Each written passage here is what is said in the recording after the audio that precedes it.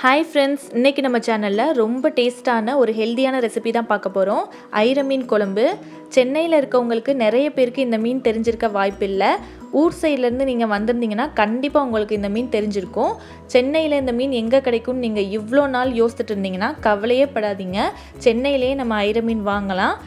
சென்னையில் இதை எங்கே வாங்கினேன்றதை நான் கீழே டிஸ்கிரிப்ஷன் பாக்ஸில் கொடுக்குறேன். உங்களுக்கு வேணும்னா நீங்கள் போய் பாருங்கள். இந்த ஷாப்பில் நான் வேறு எந்த மீனும் வாங்கினது கிடையாது. ஐர மீனுன்றதுனால அதுவும் உயிரோடு நம்மளுக்கு கொடுக்குறாங்கன்றதுனால தான் நான் நம்பி வாங்கினேன். உண்மையிலேயே ரொம்ப சூப்பராக இருந்துச்சு. குவாலிட்டியில் நான் எந்த குறையும் சொல்ல மாட்டேன். வேறு எந்த மீனும் நான் வாங்கினது கிடையாது. இனிமேல் வாங்கினா கண்டிப்பாக உங்களுக்கு அதுவும் நான் சொல்கிறேன். இப்போ நம்ம குழம்பு எப்படி வைக்கிறதுன்னு பார்த்துடலாம். ஒரு 10 சின்ன வெங்காயத்தை இந்த மாதிரி பாதியாக கட் பண்ணி வச்சுருக்கேன். ஒரு சின்ன சைஸ் தக்காளியை இந்த மாதிரி கட் பண்ணி வச்சுருக்கேன். 2 பச்சை மிளகாய் எடுத்து வச்சுருக்கேன். 1 கப் அளவுக்கு நல்லா திக்கான தேங்காய் பால் எடுத்து வச்சுருக்கேன். இது வந்து நம்ம குழம்பு செய்யும் போது அதில் ஊற்றுறதுக்காக வச்சுருக்கேன். கொஞ்சம் தண்ணியாக இருக்க தேங்காய் பால் வந்து நான் மீன் சுத்தம் பண்ணுறதுக்காக வச்சுருக்கேன். இதை எப்படி யூஸ் பண்ணுறதுன்னு நான் மீன் சுத்தம் பண்ணும்போது காட்டுறேன். ஒரு சின்ன எலுமிச்சம்பழ அளவு புளி எடுத்து நல்லா கரைச்சி வச்சுக்கோங்க. 1/4 கிலோ மீனுக்கு இந்த சைஸ் போதுமானது. ஃபஸ்ட்டு நம்ம மீனை எப்படி சுத்தம் பண்ணுறதுன்னு பார்த்துடலாம். இது ரொம்ப குட்டி குட்டியாக இருக்கும். அதனால இதை இந்த மெத்தடில் தான் நம்ம க்ளீன் பண்ண முடியும்.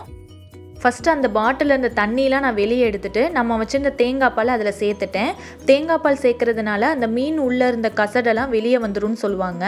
தேங்காய் பால் சேர்த்துட்டு அதை ஒரு 10 நிமிஷம் அப்படியே வச்சுருந்தேன். அதுக்கப்புறம் இந்த மாதிரி ஒரு பாத்திரத்தில் மாற்றிட்டு ஒரு கையளவு கல்லுப்பு எடுத்து அதில் போட்டுக்கோங்க. நம்ம அதில் உப்பு போட்ட உடனே அது ரொம்ப துள்ளும். அதனால் நீங்கள் லைட்டாக ஓப்பன் பண்ணி உப்பு போட்டுட்டு டக்குன்னு மூடிடுங்க. கல்லுப்பு போட்டு ஒரு 5 நிமிஷம் நல்லா மூடி வச்சுருங்க. அதுக்கப்புறம் நம்ம இந்த மாதிரி க்ளீன் பண்ண ஆரம்பிச்சிடலாம். க்ளீன் பண்ணும்போதும் கொஞ்சமாக கையில் கல்லுப்பு எடுத்துகிட்டு இந்த மாதிரி நல்லா 7-8 தடவை க்ளீன் பண்ணிக்கோங்க. ஏன்னா அதில் வந்து ஒரு மாதிரி விழுவிழுப்பு தன்மை இருக்கும். அது ஃபுல்லாக போகிற வரைக்கும் நீங்கள் நல்லா ஒரு 7-8 டைம் நல்லா தண்ணியில் கழுவி எடுத்து வச்சுக்கோங்க.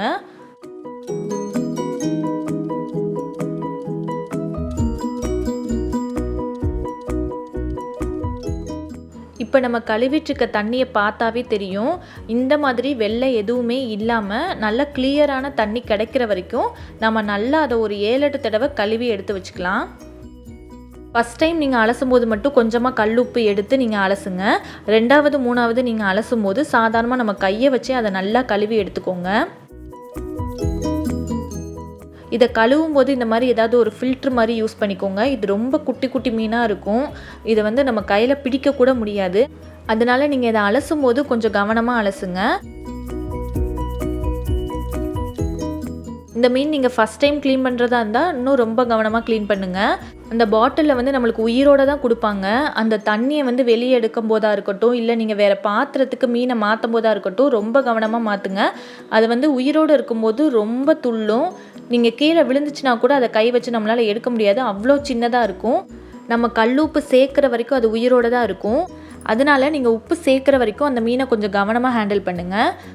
இப்போ மீனை நல்லா க்ளீன் பண்ணியாச்சு. இப்போ நம்ம குழம்பு எப்படி வைக்கிறதுன்னு பார்த்துடலாம். உங்கள்கிட்ட மண் சட்டி இருந்தால் கண்டிப்பாக அதை யூஸ் பண்ணுங்கள். ரொம்ப டேஸ்ட்டாக வரும்.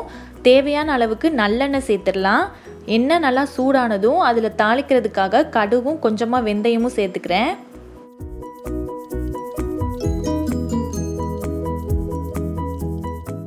கடுகு நல்லா வெடித்து வந்ததுக்கப்புறம் நம்ம நறுக்கி வச்சுருக்க வெங்காயத்தை அதில் சேர்த்துடலாம். அதுக்கப்புறம் நம்ம வச்சுருக்க கருவேப்பிலையும் அதில் சேர்த்துடலாம். அதுக்கப்புறம் நம்ம வச்சுருக்க பச்சை மிளகாயும் சேர்த்து நல்லா வதக்கிக்கலாம். சேர்த்துட்டு நல்லா வதக்கிக்கோங்க. இதுக்கு வந்து கண்டிப்பாக நீங்கள் சின்ன வெங்காயம் தான் சேர்க்கணும். அதே மாதிரி நல்லெண்ணெய் யூஸ் பண்ணுங்கள். அப்போ தான் நல்லா குழம்பு டேஸ்ட்டாக வரும். வெங்காயம் நல்லா வதங்கினதுக்கப்புறம் நம்ம வச்சுருக்க தக்காளியை சேர்த்துடலாம். தக்காளி நல்லா வதங்கினதுக்கப்புறம் அதில் நான் 3 டேபிள் ஸ்பூன் அளவுக்கு குழம்பு மசாலா சேர்த்துக்கிறேன். இதோட லிங்க் வந்து கீழே டிஸ்கிரிப்ஷன் பாக்ஸில் கொடுத்துருக்கேன். உங்களுக்கு வேணும்னா செக் பண்ணிக்கோங்க. உங்ககிட்ட வீட்டில் அரைச்ச குழம்பு மசாலா இல்லைன்னா 1/2 டேபிள் ஸ்பூன் அளவுக்கு சீரகத்தூள், 1 டேபிள் ஸ்பூன் அளவுக்கு மிளகாய்த்தூள், 2 டேபிள் ஸ்பூன் அளவுக்கு மல்லித்தூள், 1/2 டீஸ்பூன் அளவுக்கு மஞ்சள் தூள் சேர்த்துக்கோங்க. நல்லா சிம்மில் வச்சுட்டு அதுக்கப்புறம் நீங்கள் அந்த குழம்பு மசாலா சேர்த்துக்கோங்க. சேர்த்துட்டு அதோட பச்சை வாசனை போகிற வரைக்கும் ஒரு 2 நிமிஷம் நல்லா வதக்கிக்கோங்க. அதுக்கப்புறம் நம்ம வச்சுருக்க புளிக்கரைசலை அதில் சேர்த்துடலாம். சேர்த்துட்டு நல்லா கலந்து விட்டுக்கோங்க. அதுக்கப்புறம் தேவையான அளவு உப்பு சேர்த்துக்கோங்க.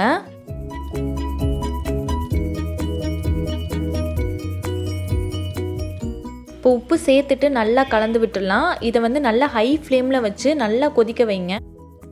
இந்த அளவு வந்து பாதியாக வத்துற வரைக்கும் நல்லா அதை மூடி போட்டு கொதிக்க வச்சிடலாம்.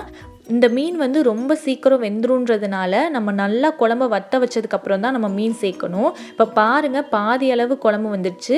இதில் வந்து நம்ம வச்சுருக்க கெட்டியான தேங்காய் பாலை சேர்த்துக்கலாம். சேர்த்துட்டு நல்லா அதை கொதிக்க வச்சுருங்க. தேங்காய் பால் சேர்த்து நல்லா கொதி வந்ததுக்கப்புறம் நம்ம அதில் மீன் சேர்த்துக்கலாம்.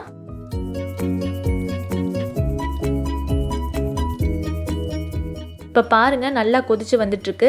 இந்த டைமில் நம்ம வச்சுருக்க மீனை சேர்த்துடலாம். மீன் சேர்த்துட்டு கரெக்டாக ஒரு 5 நிமிஷம் மட்டும் நீங்கள் ஹை ஃப்ளேமில் வச்சு கொதிக்க வைங்க. அதுக்கப்புறம் சிம்மில் போட்டு அதை வேக வச்சிடலாம். ரொம்ப நீங்கள் ஹை ஃப்ளேமில் வச்சு அதிக நேரம் கொதிக்க வைக்கணும்னு அவசியமே இல்லை. ரொம்ப சீக்கிரமாக இந்த மீன் வந்து வெந்துடும்.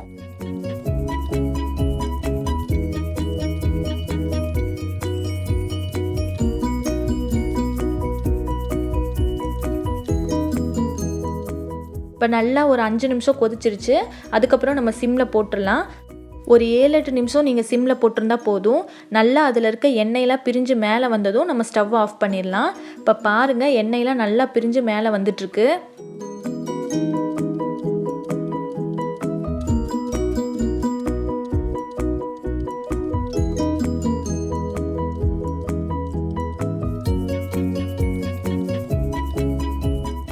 இப்போ பாருங்கள், நல்லா எண்ணெயெல்லாம் பிரிஞ்சு மேலே வந்திருக்கு. இந்த டைமில் நம்ம ஸ்டவ் ஆஃப் பண்ணிடலாம். அவ்வளோதாங்க, நம்மளுக்கு சுட சுட சூப்பராக ஐர மீன் குழம்பு ரெடி ஆயிடுச்சு. இதுக்கு ஒன்றுமே தேவையில்லை, வெறும் சாதம் மட்டும் இருந்தால் போதும். அது கூட இந்த குழம்பை வச்சு சாப்பிட்டு பாருங்கள், அவ்வளோ டேஸ்ட்டாக இருக்கும். கண்டிப்பாக வீட்டில் எல்லோரும் இதை ட்ரை பண்ணி பாருங்கள். ட்ரை பண்ணிவிட்டு எப்படி வந்துச்சுன்னு எனக்கு மறக்காமல் கமெண்ட்டில் சொல்லுங்கள். இன்னொரு சூப்பரான ரெசிபியோட உங்கள் எல்லாரையும் அடுத்த வீடியோவில் பார்க்குறேன். இந்த வீடியோ உங்களுக்கு பிடிச்சிருந்துச்சுன்னா மறக்காமல் நம்ம சேனலுக்கு சப்ஸ்கிரைப் பண்ணிடுங்க.